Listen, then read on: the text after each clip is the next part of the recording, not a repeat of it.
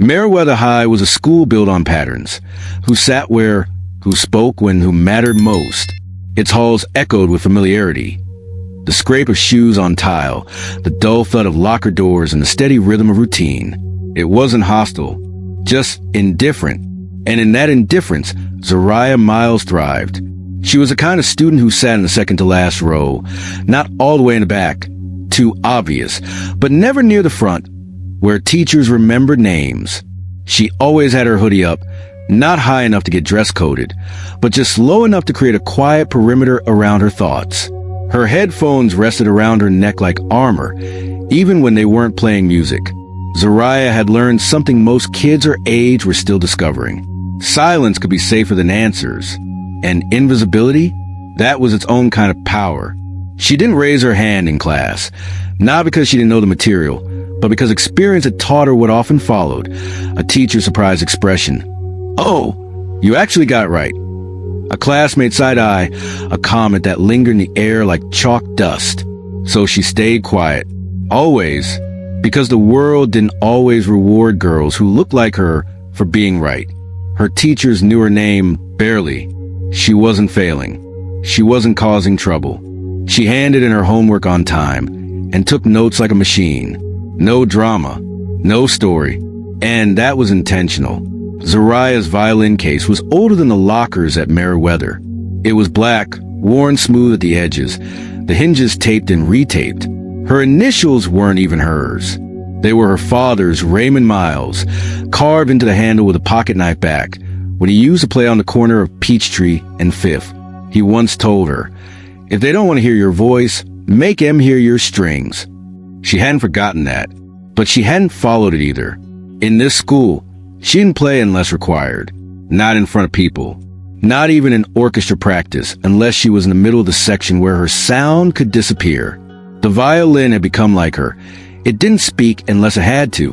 One afternoon, in the hallway outside room 104, a teacher brushed past her without looking.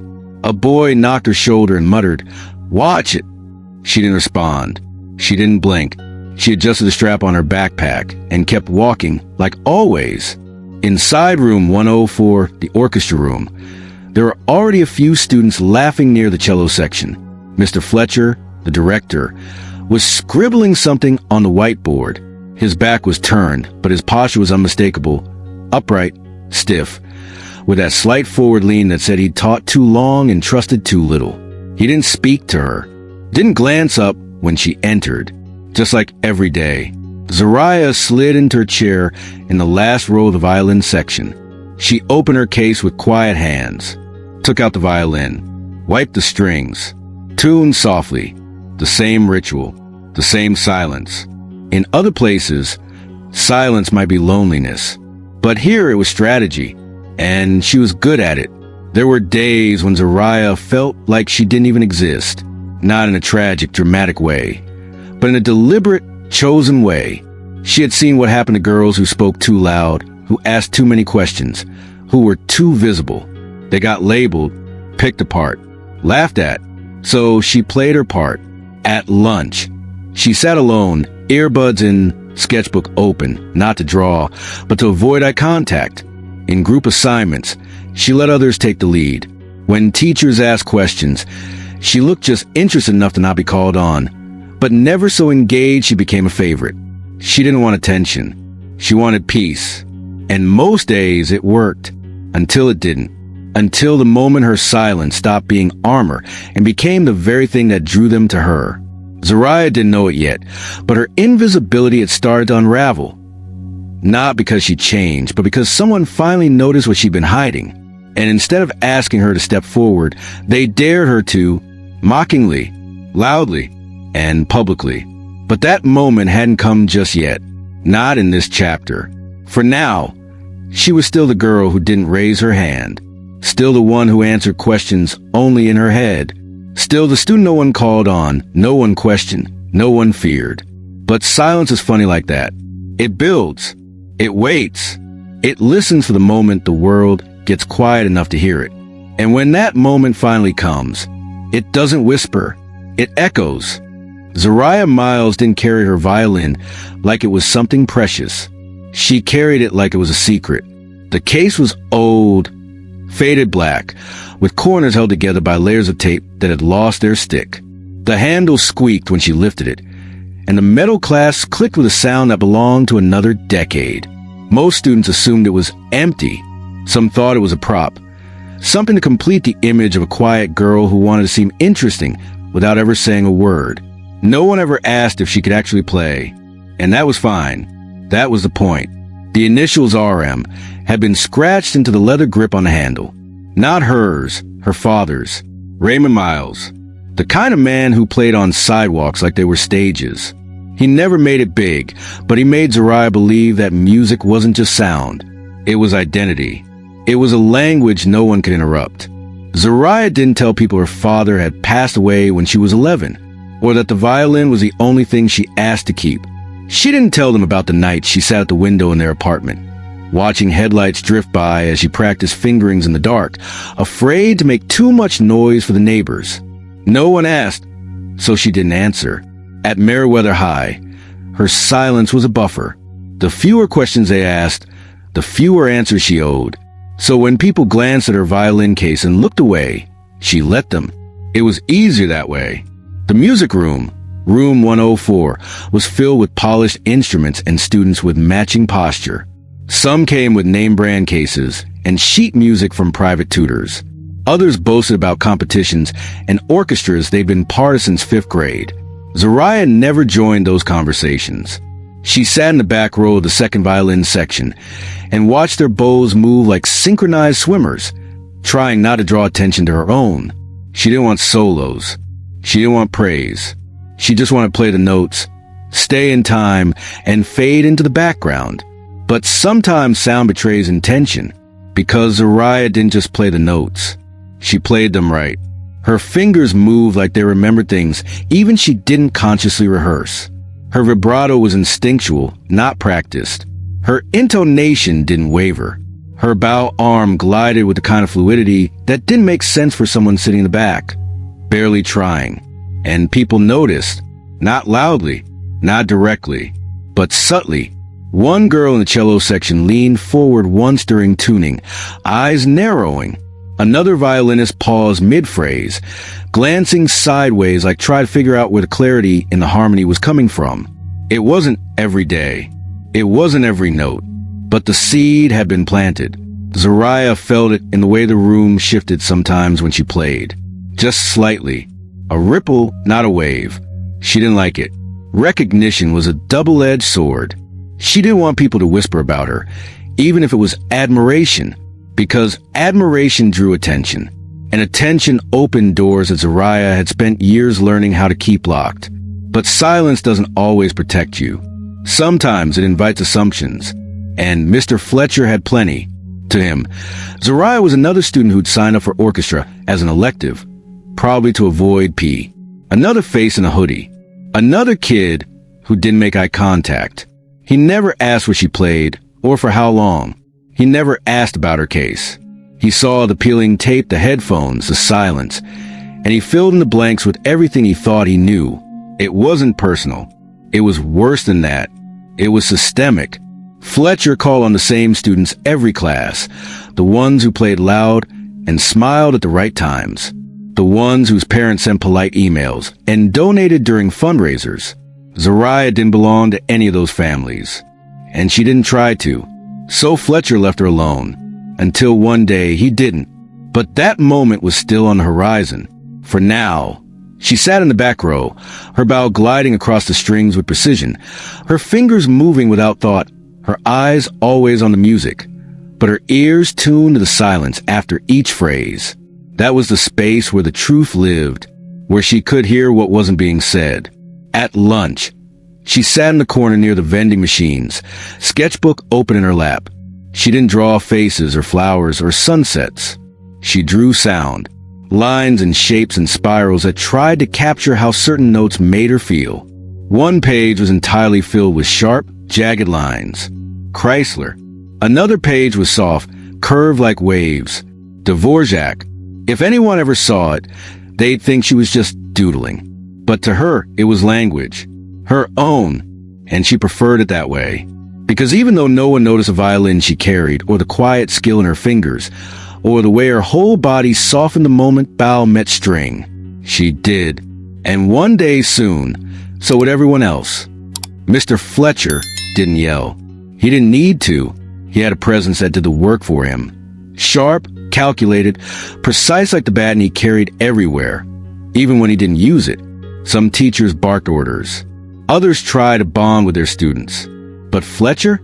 He studied them, cataloged them, assessed and filed every glance, every slip of posture, every wrong note like data points in a mental spreadsheet. It wasn't just about music to him. It was about control. He moved through room 104 like a military inspector dressed in tweed. His brown blazers never fit quite right, always puckering slightly at the shoulders like they were trying to wriggle off his body. His shoes squeaked. His glasses always slid down the bridge of his nose, and with one practice gesture, always with the left hand, he'd pushed them back up with a single irritated finger. He had nicknames for his favorites. Concertmaster Chloe, Rhythm Rachel, Sharp Ear Marcus. Zariah? He just called Miles. Flat, neutral, as if saying her full name cost more effort than she was worth. To Fletcher, students were profiles. Musical resumes with predictable outcomes. Some were natural leaders. Some were diligent but average. And some didn't make an impression at all. Zariah, in his mind, was the latter. She didn't raise her hand. She didn't ask questions. She didn't laugh at his dry jokes about Baroque composers or the superiority of Bach.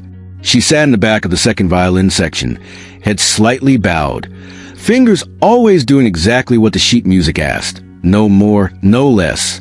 She was forgettable, and he preferred it that way. Fletcher didn't like surprises. They made his hands itch. They made the room feel uneven, like someone had moved a chair half an inch, and now everything was off balance. Students who disrupted his sense of order, who played too loud, asked too many questions, or acted like they knew more than he did, quickly found themselves buried in section work or conveniently rotated out of solos. It wasn't personal. It was policy. What Mr. Fletcher didn't know, what he refused to see, was that Zariah had already disrupted his balance, quietly, from the shadows, because talent doesn't always announce itself. Sometimes it hums. Sometimes it waits. Sometimes it wears a hoodie and tapes up its violin case with whatever was left in the kitchen drawer. And sometimes that talent goes unnoticed until it can't be ignored. But Fletcher was still in the stage of willful blindness, the stage where his assumptions were too convenient to challenge, where it was easier to believe that a student like Zariah, quiet, guarded, without pedigree or parental email chains, wasn't worth the attention. He didn't hear the subtle control in her bow hand, didn't notice the flawless shifting of positions during rehearsal runs. Or maybe he did, but chalked it up to flukes, repetition, muscle memory from a beginner who got lucky a few times, because acknowledging what Zariah was doing would mean admitting he'd overlooked her. And men like Fletcher don't like to admit they missed something, especially not someone, especially not her. One Thursday, during rehearsal, he handed out sheet music for a new ensemble piece, something sweeping classical, full of sudden tempo changes that tested precision and emotional restraint. Section leads, he said without looking up. Play measures 34 to 58. The usual suspects sat up straighter. Chloe, Marcus, Rachel, all eyes on the prize. Bows raised, postures lifted. Zariah didn't move. She wasn't a section lead. She wasn't even close. But as the others played, her fingers ghosted over her strings, silent, exact, mirroring performance in real time. Her eyes tracked every note. Her shoulders rose and fell with the phrasing. Invisible, but fully present. Fletcher walked through the rows with his hands behind his back, like a general inspecting troops. He paused behind each player, listening, adjusting, commenting. Then he reached Zariah's row. She stopped playing. Well, not that she'd been making sound, but she froze. His shadow crossed her music stand. He leaned forward just slightly and glanced down at her sheet. He didn't say anything, just hovered, then walked on. She exhaled so softly, it might have been mistaken for tuning.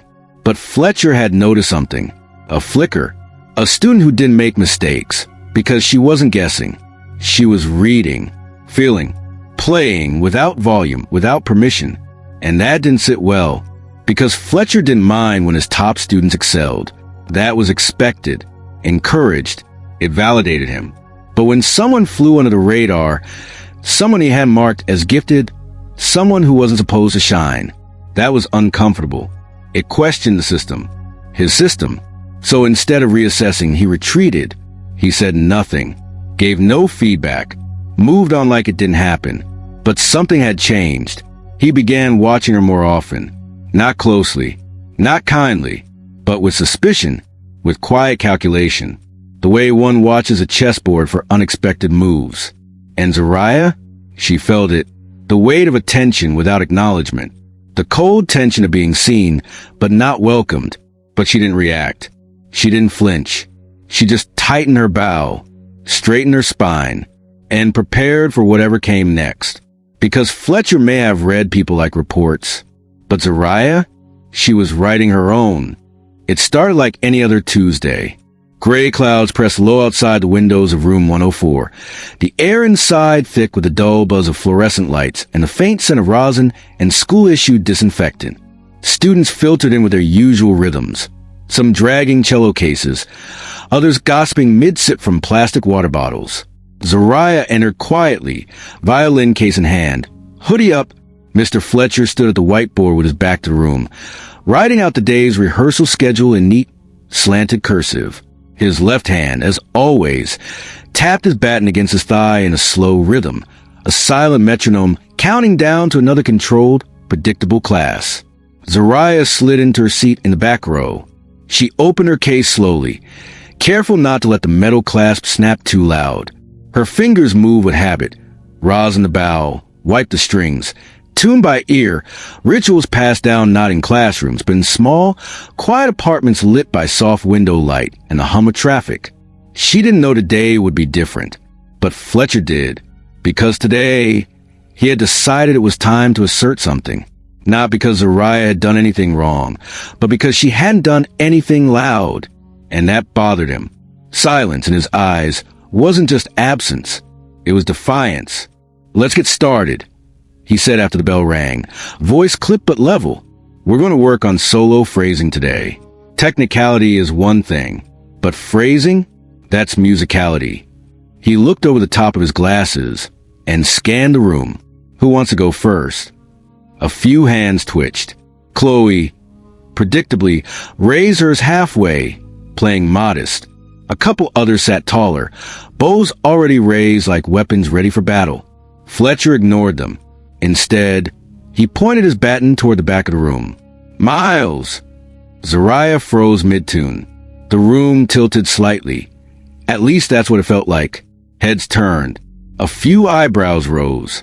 One boy near the viola section leaned back and muttered something under his breath. A stifled laugh. Zariah blinked once. "I haven't heard what you can do," Fletcher continued, with a half-smile that wasn't really a smile. "Why don't you come up and show us?" It wasn't an invitation. It was a challenge wrapped in polite cruelty. The kind that dares you to say no so it can label you difficult. The kind that doesn't want to hear your music. It wants to expose your silence. Zariah stood slowly, pressing her palm against her thigh to steady her nerves. She didn't speak. She didn't argue.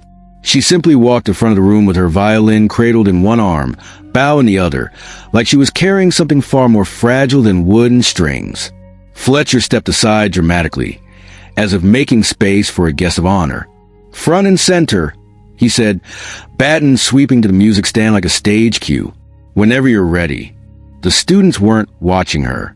They were watching a setup. That's what it felt like.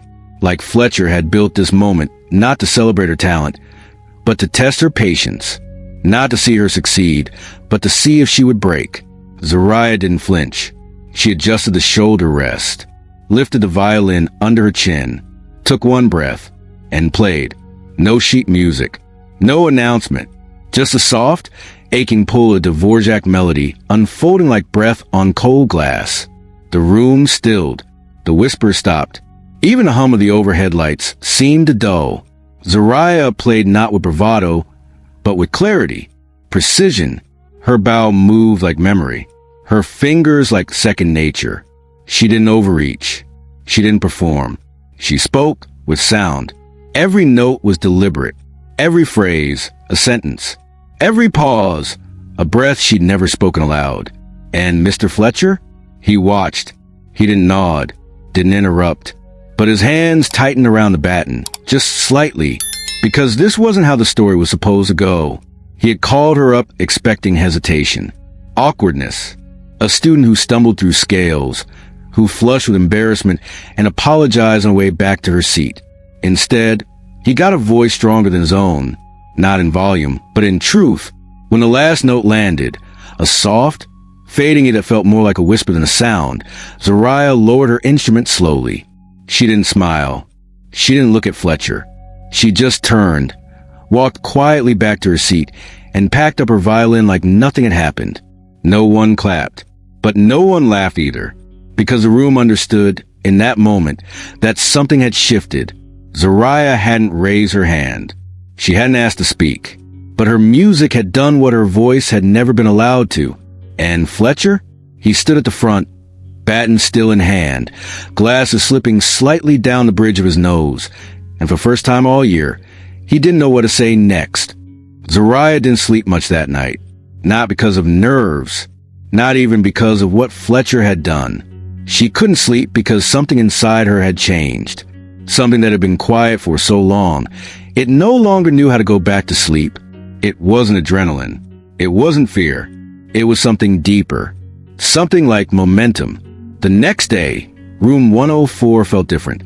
Not in any way you could measure, not in volume, not in lighting, not in temperature, but it felt heavier, like the walls were holding on to something they didn't know how to release. The air hung a little slower. The usual laughter and chair scraping and last-minute scale practice felt more like background static than actual noise. And in the middle of it all sat Zariah Miles. Second chair, second row, same hoodie, same old violin case with the peeling leather and tape corners. But now, eyes flickered toward her with a kind of hesitance that hadn't been there before. Not fear, not mockery, something closer to reverence. Mr. Fletcher didn't mention the solo, didn't say her name. He greeted the class as he always did, rolled his shoulders, adjusted his glasses, and announced, "We'll be running sections 42 through 84 today. Focus on phrasing. Don't overplay it." And then, like nothing had happened, he tapped his baton and started rehearsal. But something had happened, and the room knew it.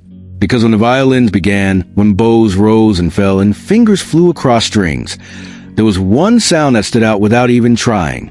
Zariah. Not because she was loud. She wasn't. She never was. But her playing had something different now. Not volume, but weight. Every note she played settled into the air, like it had a right to be there, like it had been waiting. Even the most advanced students began glancing over. Some tried to outplay her, sliding in with bigger gestures and more vibrato. But it didn't matter, because Zariah didn't fight for attention. She just played. And that made all the difference. After class, Fletcher called out assignments in his usual detached tone. "Chloe, run the second violins tomorrow. Marcus, lead tuning. Rachel, get a clean copy of Measure 63. He didn't look at Zariah, but that was his tell. When Fletcher didn't know how to contain something, he ignored it, pretended it wasn't there, tried to out-silence the thing that made him feel unsure. And Zariah? She packed up like always, methodically, respectfully, quietly. But this time, the silence followed her out of the room. At home, she didn't go to her room right away. Instead, she sat at the small kitchen table, the one with the peeling white laminate top, and the single uneven leg her mom kept propping up with folded cardboard. She took out her violin, not to practice, but to listen. She tuned each string slowly. A, D, G, E. Then she played the piece again. Dvorak, the one from yesterday. The one she played in front of everyone. In front of him. Only this time, she played it differently. No audience. No eyes. just her and the walls and the echo of every note filling a space too small to hold it all. She didn't cry. She didn't smile. But she felt something loosen in her chest, like her ribs had been holding their breath, and now, finally, they could exhale. The next rehearsal brought more of the same. Fletcher called for warm-ups. He assigned scales. He spoke with all the usual authority of someone who believed the baton gave him the last word. Then, halfway through class, he announced, "Let's run cold phrasing drills. No sheet music. Solo lines. Let's see who's been listening." A murmur rippled through the room. He pointed toward the front row. Chloe, Rachel, Marcus. They went up one by one, each playing a section from memory. Some clean, some shaky, all perfectly respectable. Then he paused and pointed again. Miles! No smirk this time. No mocking edge. Just a name. Flat, dry, but the intent was still there. Zariah stood, slower this time. Not because she was nervous, but because she knew what this was. Another test. Another chance to measure her against a wall he'd already built. She walked to the front, set her bow, and played. Dvorak, again, but not the same as before. This time it was richer, more controlled. Every phrase a gentle confrontation. A melody she molded like clay, soft but unyielding. When she finished, she didn't look at Fletcher. She didn't need to, because for one long second, just one, he didn't say anything. And that was louder than any insult. The class sat still. No one clapped. But no one laughed either, because something had happened again. And this time, no one could pretend they hadn't heard it. Zariah returned to her seat with steady hands. Inside, her heart was pounding. But it wasn't fear. It was power. The quiet kind. The kind that doesn't shout, but changes the whole temperature of the room just by existing. And Fletcher? He moved on. He called out the next name. But his baton trembled just a little as he raised it. Mr. Fletcher had always prided himself on control. Not the loud, chaotic kind. Not slamming desks or raising his voice in frustration. No! His authority was sharper, quieter, delivered through narrowed glances, clipped instructions, and an ever-present baton that tapped like a lie detector against the music stand. His classroom ran like a well-oiled metronome. At least it used to, until Zariah Miles started playing like the silence didn't suit her anymore. Now the rhythm was off, not dramatically, just enough to make him uncomfortable. He didn't talk about it. Of course not. To acknowledge Zariah's performances would be to admit that he had misjudged her, that he'd filed her away in the wrong drawer, that he'd seen the hoodie, the silence, the taped-up case, and assumed all the wrong things. He'd peg her as a background, and she'd become the echo everyone now leaned toward. Worse than being wrong, he'd been ignored. His challenge had not only failed, it had elevated her. She hadn't just impressed the students. She'd changed them. He saw it in the way they listened to her now, in the way they watched her, in the silence after she played, the kind that even his baton couldn't break. So, Mr. Fletcher did what people in power often do when they feel it slipping. He tried to act like it wasn't happening. He didn't call on her. He didn't critique her. He didn't say her name. Instead, he started referring to her only when necessary, and even then, never directly. She can join the second line, shift that dynamic like the rest of the back row. That was acceptable. Never, Zariah, not even Miles, just vague nods, generic references, as if saying her name gave her too much reality, as if her sound wasn't already real enough. But Zariah noticed. Of course she did. She noticed the way his eyes skipped over her during roll call, the way his feedback looped around her, as if her chair was empty, the way her brilliance had become too big to ignore, but too inconvenient to acknowledge. It should have stung. It didn't, because she had something more powerful now than his permission. She had presence, unbothered, uninvited, unapologetic. By Thursday, the imbalance in the room had become its own melody. Fletcher's baton tapped with more urgency than before. His corrections were sharper, more frequent, and aimed at the very students who used to be his favorites. Too bright, Chloe. Pull back. Marcus, that phrasing was lazy. Rachel, are we sight reading or sleeping? It wasn't just about them. It was about her. Because now, every time they faltered, Zariah's sound stood out even more. Not because she was louder. She wasn't. But because she was cleaner, more deliberate, honest in a way that felt earned, not trained. And honesty? That's hard to compete with. The turning point came unexpectedly. Mid-rehearsal. A transition into a difficult crescendo. The kind that required every section to lock in like gears in a clock. They missed it. Twice. Fletcher growled. Again. They tried. Still off. Again. The room reset. Bows lifted.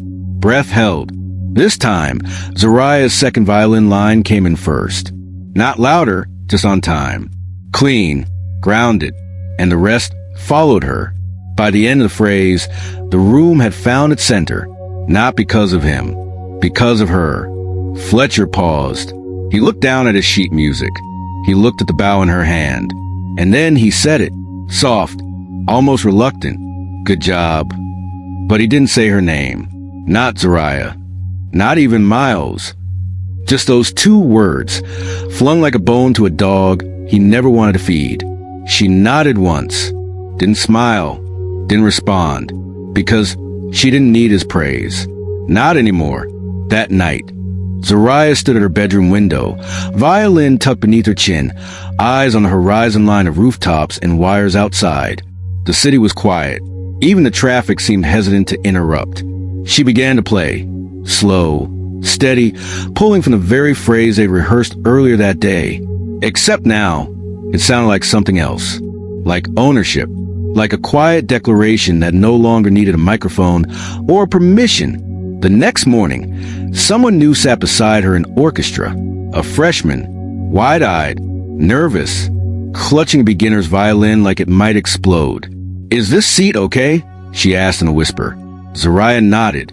The girl sat, unpacked, tuned her strings with shaky fingers. Zariah reached over, gently turned her fine tuner and said, "Your D's a little sharp." The girl smiled. "Thanks." And that was it. No fanfare. Just a quiet moment where Zariah became something she never planned to be. An anchor. The student no one saw was now the one they looked toward. And Mr. Fletcher? He called for warm-ups. Didn't look her way. Didn't say her name. But when she began to play, he didn't interrupt. He didn't correct her. He just listened. And that silence? That was louder than anything he'd ever said. Fridays in room 104 were predictable.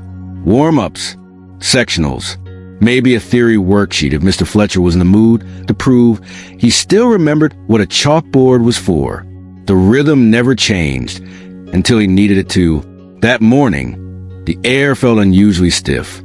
Maybe it was the clouds pressing against the windows. Maybe it was the way Fletcher stood at the front of the room, arms crossed too tightly over his blazer, like he was bracing for something. Or maybe it was Zariah. Not because she said anything. She didn't need to. By now, her silence had shape. It had presence. And Fletcher, whether he would admit it or not, felt it every time she entered. "Change of plans today," he said, setting down his baton with a faint clack that somehow sounded final. The students stirred. A few exchanged wary glances. "Oh," one whispered. "No sheet music," Fletcher added casually. Groans. Eye rolls. Nervous shuffling. "We're gonna run cold solos. 4 bars. Your choice. No repeats. Play something that lives in your fingers, not on the page." Zariah didn't react. She didn't need to, because she already knew what this was. Not a lesson. Not an exercise. It was retaliation. A second strike. This time, disguised as fairness. He started at the front, calling names without hesitation. Chloe. She stood, played a safe passage from Suzuki Book 4, and sat down to polite nods. Marcus. A quick piece from Mozart. Technical, rushed, a little too desperate to impress. Then, Rachel. A graceful melody, well played, forgettable. Fletcher called half a dozen more, and with each solo, the mood shifted. Students began sitting straighter. Eyes started drifting, not toward the front, but toward the back row. They all knew who hadn't been called yet. Fletcher dragged a moment out. Then finally he said it. Not Zariah. Just you? A finger pointed to back. Zariah stood. No sigh. No resistance. She tucked her violin under her chin and walked forward with steady steps. Not slow. Not fast. Just deliberate. Each footstep a reminder. She didn't need a stage to own one. She didn't speak. Didn't announce the piece. She didn't need to. Her bow touched the string, and Chrysler's Preludium and Allegro exploded from her fingertips like it had been waiting. Fast. Furious. Relentless. It wasn't graceful, it was powerful. Not meant to soothe, but to carve. This wasn't performance. This was a mirror held up to the room. Each note snapped into place like punctuation on a sentence too long silenced. Her left hand flew across the fingerboard, crisp and fearless. Her right arm drove the bow like a pulse. The students leaned in. Fletcher did not, but he didn't blink either. He just stared, jaw tight, fingers frozen on his baton, the illusion of control slipping between clenched knuckles. She ended not with a flourish, but with a breath, a final stroke. Clean, precise, then silence. No applause, no coughs, just that awful, reverent stillness. And then Fletcher spoke. Not praise, not critique, just venom wrapped in velvet. Impressive, he said, voice calm. Too calm. Especially for someone who doesn't quite look like the conservatory type. The words floated like smoke. And they stung. Not because they surprised her, but because they didn't. Because even in the face of undeniable brilliance, some people still reach for prejudice like a safety blanket. Zariah didn't flinch, didn't lower her eyes. She stood there, violin in hand, bow hanging by her side, and met his gaze for the first time all week. She didn't say anything, didn't need to, because the room had heard her, and the room had heard him, and the difference was deafening. She turned and walked back to her seat. The floor didn't creak. The students didn't whisper. Even the chairs didn't squeak as she passed. Because no one wanted to interrupt the quiet storm they'd just witnessed. Fletcher moved on like nothing had happened. Jonah, you're next. But Jonah didn't move. His hands trembled slightly. He looked at Zariah, then down, then back at his strings. Because following that wasn't just difficult. It was impossible. After class, Zariah stayed behind, slowly wiping down her strings, packing up her instrument with care. Fletcher stood by the board, scribbling tomorrow's lesson with unnecessary force. He didn't look at her, but he didn't ask her to leave either. When she zipped up her case, she finally spoke. One sentence, soft, but sharp enough to draw blood. You can keep pretending not to see me. Then she walked out, and Fletcher? He didn't respond, because for once, he didn't have the last word. Zariah didn't go to the principal. She didn't file a complaint. She didn't talk to Ms. Reyes, the school counselor who always kept a box of tissues on her desk and a polite look of concern in her eyes. She didn't even tell her mother, because some battles don't need armor. They need instruments. The comment, doesn't quite look like conservatory type, echoed in her head longer than she wanted it to, not because she believed it, but because it was so calculated, so casual, so exact in its attempt to belittle her, without leaving a visible bruise. It was the kind of remark designed to make her question herself without giving her enough evidence to fight back. But she didn't fall for it. Not this time. Instead, she rosined her bow, tightened her strings, and kept playing. Every rehearsal became an act of resistance. She didn't play louder. She didn't play showier. She just played better, cleaner, more precise. She focused on tone, articulation, dynamics, subtle things, invisible to the untrained ear, but impossible to ignore if you were really listening. And people were listening now. The other students, especially those who once rolled their eyes when she entered the room, had started sitting up straighter when she played, not just out of admiration, out of discomfort, because her sound made them reflect. And reflection in high school is dangerous. Zariah wasn't trying to prove a point. She wasn't trying to become a symbol, but she was becoming one anyway. Not through words, not through confrontation, through consistency, through every perfect run of a difficult phrase, through every measure she played without flinching. Her talent wasn't just a gift anymore. It was a protest. And Fletcher? He felt it. Every time he called out measures and her section was flawless. Every time a student glanced at her before playing, as if her lead mattered more than his instructions. Every time the room bent just a little toward her, he responded the only way he knew how, by pretending not to. He never called on her for solos again, never offered praise, never mentioned her name in front of the class. But she noticed the changes. The way he started giving more solos to less experienced students who fumbled under the pressure. The way his baton hesitated when he gave direction, like he was second-guessing himself in his own kingdom. The way he now spent more time behind his desk than in front of it. He was shrinking. And Zariah? She was becoming the gravity of room 104. The weekend came like a pause button. Saturday morning, Zariah practiced in a small corner of the apartment where her mother had cleared out a dining chair and an old floor lamp to make space for her music. She played Chrysler again, then shifted into Florence Price. Warm, sweeping melodies that sounded like both memory and possibility. She didn't practice for school. She practiced for herself. To remember that the music didn't belong to Fletcher, or Meriwether High, or any system that measured worth through conformity.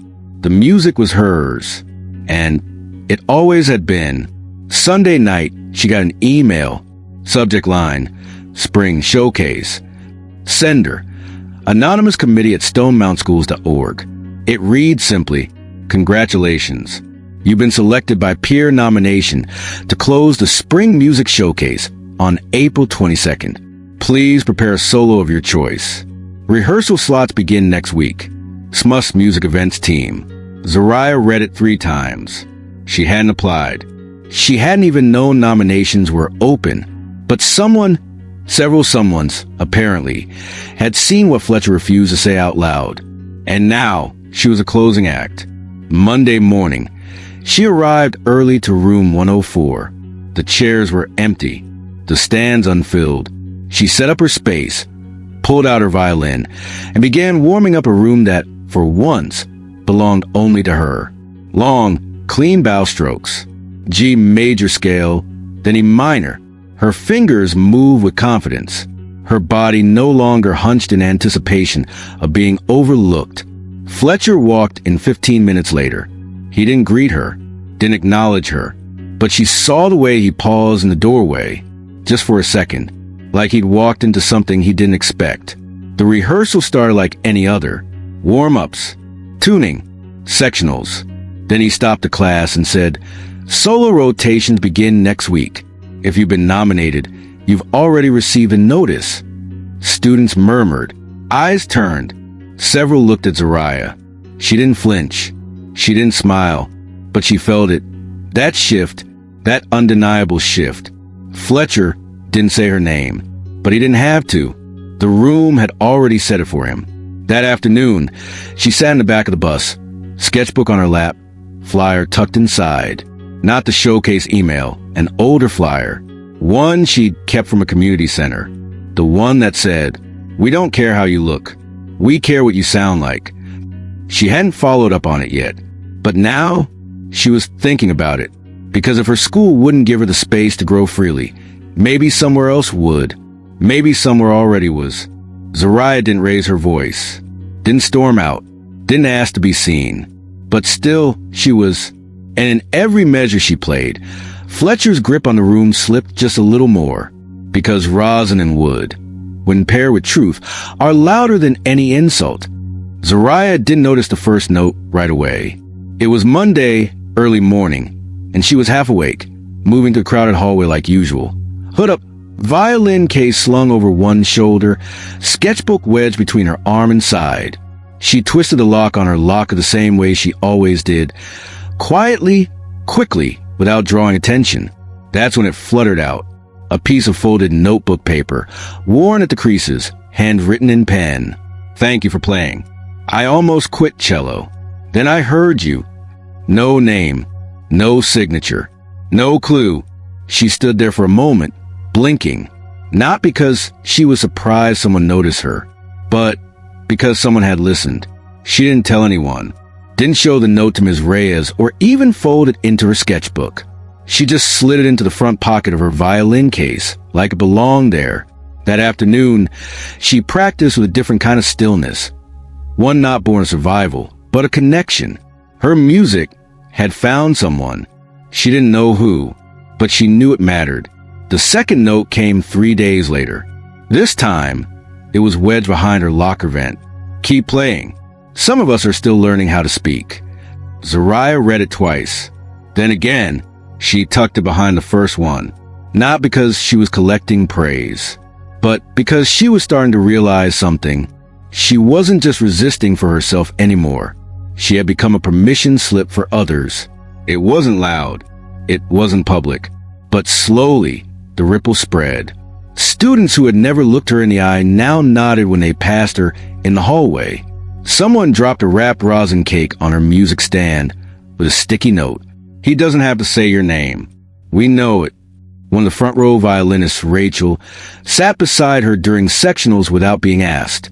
At lunch, a quiet girl with braces and a flute case asked if she could sit across from her. None of it felt like admiration. It felt like understanding. Zariah hadn't raised her voice, but her sound had opened something, and others were stepping into the quiet she created. Mr. Fletcher, on the other hand, kept shrinking. He gave less feedback now, not just to Zariah, but to everyone. It wasn't out of laziness. It was out of loss. Control had slipped from his hands and reassembled itself around a student he never intended to elevate. And now the classroom hummed with attention he couldn't name. Because he'd been a conductor for so long, he didn't know how to be anything else. Zariah didn't rub it in. She didn't lead a rebellion. She didn't stage any dramatic moments. She just kept showing up, kept tuning her strings, kept playing like every note was a sentence she never had the chance to say out loud. And now, the room was listening differently, not just to her, but to each other. The way a student corrected another no longer sounded like dominance. It sounded like care. The way the cello section worked through transitions no longer felt like competition. It felt like rhythm. Even the mistakes felt softer. Because now, the silence in room 104 wasn't fearful. It was full. That Friday, a different kind of note showed up. This time it was printed, neatly folded, slipped between the pages of her music binder. Dear Zariah, you've been selected to close the spring music showcase. This decision came from your peers, not administration. You don't have to say yes, but we hope you will. Because your music reminds us what it sounds like to be brave. Zariah stared at it for a long moment. Then she closed the binder and smiled just barely, not because she wanted the spotlight, but because she had earned it. That night, she sat by her bedroom window, city lights blinking like tiny breaths outside. Her mother was in the kitchen, humming while cooking rice. The apartment smelled like ginger and warmth. Zariah opened her violin case, unzipped the front pocket, and pulled out the notes. 3 of them now. She read them in order. Let the words linger. Let the silence hold. Then, without ceremony, she unfolded a blank sheet of paper and wrote one line of her own. I'm still learning how to speak, too, but I know how to listen. She folded it, slipped it into her sketchbook, and closed the cover. The next day, she played for herself. Not to prepare, not to prove, just to remember what the music sounded like before the world tried to measure it. It was slower, softer, but it was hers, and it found its way into places she hadn't even meant to reach. Lockers, desks, hearts. Zariah never asked for a movement, but maybe, just maybe, she started one. The announcement didn't come with confetti. There were no banners in the hallway, no booming intercom blast, no cheesy flyer with a glitter border. Just a typed-out list, printed on plain white paper, taped to the wall outside room 104. Spring Music Showcase, solo performers, in bold Arial font. At the very bottom, in the same size as everyone else's name, was this: final soloist, Zariah Miles, violin. No star, no spotlight, just her name. And that was enough. She saw it on a Wednesday morning. Kids clustered around the paper, buzzing with the usual post-announcement chaos. Some groaned, some high-fived. But when Zariah approached, they stepped back like a door opening, not in mockery, in respect and curiosity. One boy said, "Finally." Someone else murmured, "About time." Zariah didn't say anything. She just nodded once, slipped into room 104, and started tuning. Fletcher didn't say a word. He didn't even look at the list posted outside his classroom. But Zariah noticed the way his jaw tightened during rehearsal, the way his baton tapped faster than the tempo required, the way he corrected people louder than usual, even when they played just fine. Control was slipping. And now there it was, printed, posted, voted on, final. She hadn't campaigned for it, hadn't auditioned, hadn't asked, but her music had spoken when she hadn't. And the students? They'd heard it. They hadn't needed approval from a teacher who'd never said her name out loud. They'd made their choice. And their choice was her. That night, Zariah stood in her bedroom, staring at the mirror. She wasn't looking at her reflection. She was looking through it, thinking of what this meant. The final soloist, not an opener, not background. Final, the moment the audience remembers. She reached down and opened her violin case. There, tucked beside the cloth she used to wipe rosin dust from her strings, were the folded notes. The ones she collected from lockers, from under music stands, from behind her vent. "I almost quit cello, then I heard you. Some of us are still learning how to speak. We know your name." She pulled them out and laid them on her desk. Then she added the printed message she'd received last week. "You don't have to say yes, but we hope you will." She stared at the four of them, lined up like sheet music. They didn't cheer. They didn't sparkle. But they were louder than anything Fletcher had ever said. On Friday, Fletcher tried to regain control. "Let's run showcase pieces in class," he said casually, not looking up. "We'll start with Jonah. Zariah, you'll go last." Zariah's eyes flicked up, not in protest, just quiet observation. She saw through it. The same way a good musician hears the tension between notes. This wasn't instruction. This was desperation wrapped in professionalism. But she nodded anyway. She'd go last. That was the point. When her turn came, she didn't rise dramatically. She didn't preface her piece with an explanation. She simply adjusted the chin rest, placed her fingers on the strings, and began. The piece she chose? Florence Price, Adoration. Soft, layered, unapologetically black and beautiful. The kind of piece the world once tried to silence. Now played in a room that had no choice but to listen. Every stroke of her bow was a quiet declaration of everything she hadn't said, of everything Fletcher had tried to ignore, of every girl who'd ever been talked over, of every moment that said, "You don't belong here," without needing to speak it aloud. She didn't play loud. She played true. And that was enough. When she finished, the class didn't clap. They didn't move. Not because they were frozen in awe, but because they knew the moment wasn't theirs to interrupt. Even Fletcher couldn't pretend. He cleared his throat, then mumbled, "That'll do." That was all he had, and that was all she needed. After class, a student she didn't know, freshman, flute case slung across her back, stood by the door waiting. When Zariah passed, she said, "My mom cried when she heard you play at the recital last month. She said she saw someone strong." Zariah paused, then smiled. "Your mom sounds smart." The girl grinned, then ran to catch up with her friends. That weekend, Zariah didn't rehearse to be perfect. She rehearsed to feel.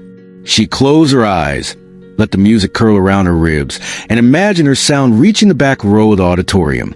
Not to impress them, but to remind herself she'd made it, without shouting, without asking, without needing permission. On Monday morning, Ms. Reyes caught her in the hallway. "I heard about the showcase," she said, walking beside her. "You nervous?" Zariah shook her head. "Not really." "Why not?" Zariah paused, then smiled just a little. "Because it's not about being seen anymore," she said. "It's about letting them hear." The Civic Center wasn't fancy. No velvet curtains. No golden trim. Just creaky wooden seats, a scuffed stage, and walls that held echoes from talent shows, PTA meetings, and community theater plays, where kids forgot their lines and parents clapped anyway. But tonight, it felt like something else. Something weightier. Like the room had been waiting for this moment all year. Zariah stood backstage with her violin in one hand, fingers resting gently on the neck, like it might break if she squeezed too hard.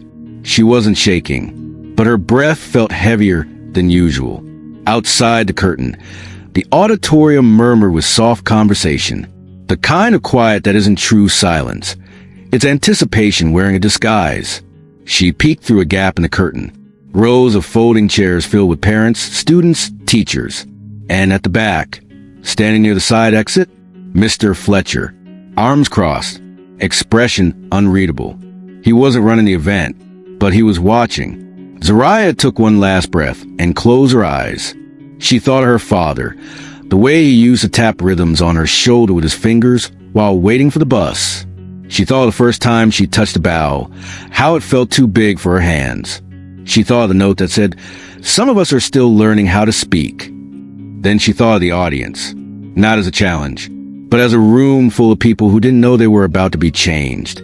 When her name was called, "Please welcome our final soloist, Zariah Miles," no thunderous applause followed, just respectful silence. That kind of hush that falls not because people are disinterested, but because they're holding their breath. Zariah walked across the stage, her footsteps soft but firm. No flash, no bow. She didn't perform for attention. She played for truth. She stood center stage, adjusted her shoulder rest, and lifted the violin to her chin. For a second, the lights caught the carved initials on her case. R.M. Raymond Miles. Her father, still with her. She placed a bow to the string, paused, then began. Florence Price's Adoration. A piece that wasn't written for grandeur. It was written for honesty. And Zariah played it that way. Every note whispered without apology. The first phrase rose like a question. The second answered with a quiet ache. She didn't look up, didn't move her body with the music, didn't try to sell it. She let the melody do what it came to do. Speak. The room didn't move. Not a cough, not a whisper, not even the buzz of a phone. Just music and breath and memory. Because what Zariah gave them wasn't a performance. It was an offering, a small piece of something sacred, a sound that didn't need to scream to be heard. Somewhere in the back row, a student who once laughed at her now sat with her eyes full. Near the front, Ms. Reyes had her hand pressed to her chest. To the right, Brielle from orchestra gripped her program tighter with every shift in tempo. Even Fletcher, he blinked more than usual. He didn't nod, didn't frown. He just listened, and for once, that was enough. When the final note landed, it didn't fall. It settled, like dust after storm. Zariah held her bow still for a moment longer, then lowered her instrument slowly. No bow, no smile, just stillness. And the room answered back with the loudest thing it could, silence. For 5 seconds, no one moved. Then 10. Then, without a single cue, people stood, not rushed, not explosive, but slow. Sure, like they were rising for something they couldn't explain. A standing ovation without sound. Zariah stood there, eyes down, letting it pass over her. Not for glory, but for a closure. When she walked off stage, someone handed her a rose. Another, a folded note. She didn't read it yet. She just held them. Like proof. Like memory. Like the soft aftermath of truth. Backstage, Ms. Maddox, the ensemble director, met her with a quiet nod. "You didn't play that for them," she said. Zariah shook her head. "No, you played it through them."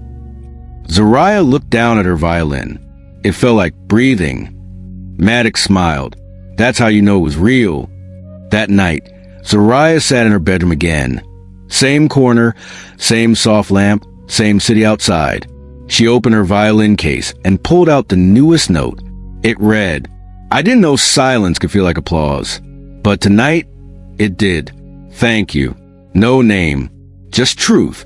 She folded it and slid it into the pocket with the others, then reached for her journal and wrote. Sometimes the quietest moments become the ones people remember the longest. And for the first time in a long time, she let herself rest. Monday morning, after the showcase didn't come with a parade, there were no balloons in her locker, no articles in the school newspaper, no trophy waiting in the front office. But Zariah didn't expect one. She didn't need one. Instead, when she stepped to the front doors of Meriwether High, something else greeted her. Stillness. Not the kind that comes from disinterest. The kind that follows something sacred. The kind that lingers after a truth has been told so clearly, no one dares interrupt it. In the hallway, kids didn't stare like before. They didn't whisper like before, either. They just noticed. Some smiled. Some nodded. Some simply moved aside a little faster to let her through, like they didn't want to get in the way of her presence. Zariah walked with her violin case gripped in one hand, her sketchbook tucked beneath her arm, and the feeling that something had shifted, even if no one said aloud. Especially because no one said aloud. Room 104 was already half full when she entered. She took her usual seat in the back. No one said her name, but a few students, ones who'd never spoken to her, turned slightly in their chairs, glancing her way like they were waiting for something. Not a performance. Just her. Mr. Fletcher walked in 5 minutes late. He didn't apologize, just cleared his throat and moved to the front. He looked tired. Not physically, emotionally, like someone who had been handed a mirror and didn't like what he saw in it. He adjusted his glasses, set down his folder, then picked up the baton. But before he spoke, he paused. The room was quiet. Zariah watched him without blinking, and for the first time, he looked back. No words, just a moment. Recognition, maybe, or regret. Whatever it was, it passed without sound. He called roll. Still didn't say her full name, just Miles. But the way he said it, less like dismissal, more like surrender. During rehearsal, the cello section struggled with transitions. Fletcher usually barked corrections by the second mistake. This time, he just stopped and waited. Before anyone could ask, Zariah stood up. She walked quietly to the front, kneeled beside Maya, the youngest in the section, spoke softly, gestured to her sheet music. Maya adjusted her grip. They played again. It was clean. Fletcher said nothing, but the class clapped. Not loud, not forced, just enough. That afternoon, Zariah found a new note in her locker. Not handwritten, typed, folded neatly. We're organizing student-led practice sessions. Would you consider leading one? It was signed. Orchestra committee, student only. No administration. No teachers. Just peers. She didn't respond right away. But the next morning, she brought 2 copies of Chrysler's sheet music.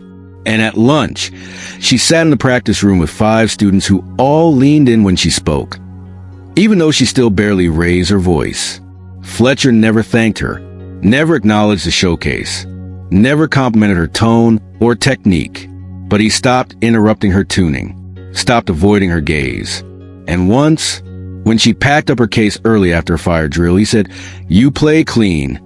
It wasn't praise, but it wasn't shade either. It was the closest thing to peace they were likely to have. After school, Brielle caught up with her at the lockers. "Don't hate me," she said, "but someone's mom wrote a blog post about your performance. It's making the rounds on Facebook." Zariah blinked. "Seriously?" "Yeah. She called you the student who turned silence into strength." Zariah exhaled through her nose. "That's the lot."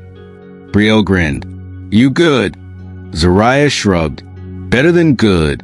Just quiet." Brielle nodded. "Yeah, but even your quiet says things now." That weekend, Zariah sat on her bedroom floor, sketchbook open.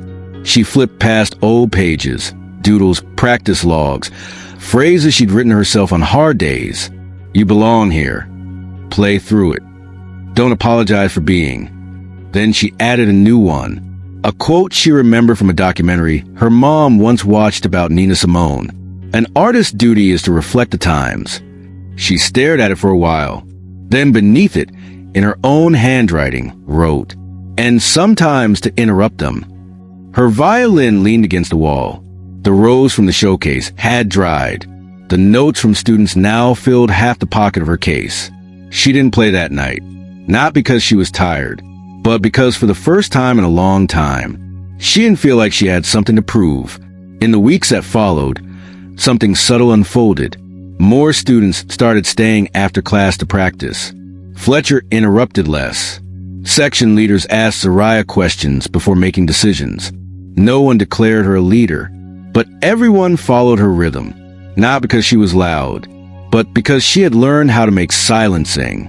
Zariah never gave a speech, never posted a viral clip, never called out Fletcher by name. She just kept showing up, with her bow, her breath, and a truth no one could erase. And somehow, the loudest moment in that classroom still belonged to the girl who never said a word.